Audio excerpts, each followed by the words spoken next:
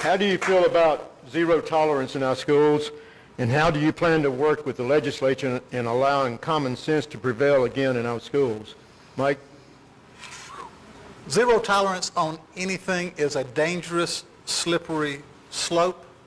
Every circumstance is a little different. I am all for safe schools. I want safety in every school, but you've got to have some administrative discretion and some common sense in how you deal with different issues, different children. You've got to be weigh in past performance. You've got to weigh into intent.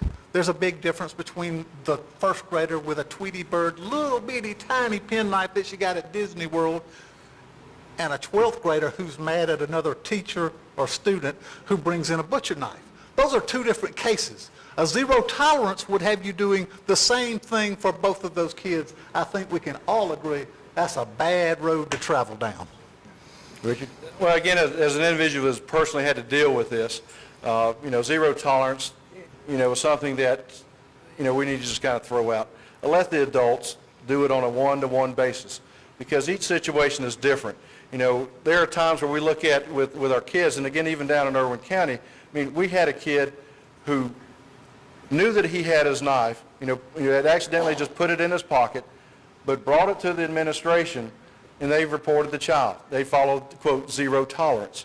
Now you tell me, the kid who was doing the right thing, did not want to get in trouble, gets in trouble. And that's not common sense, and that's not right.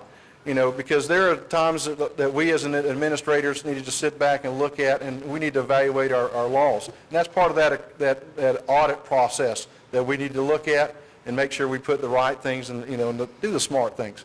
Because, education's not hard, but a lot of times we make it hard.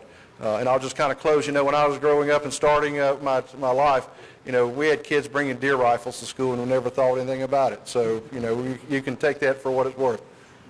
Okay.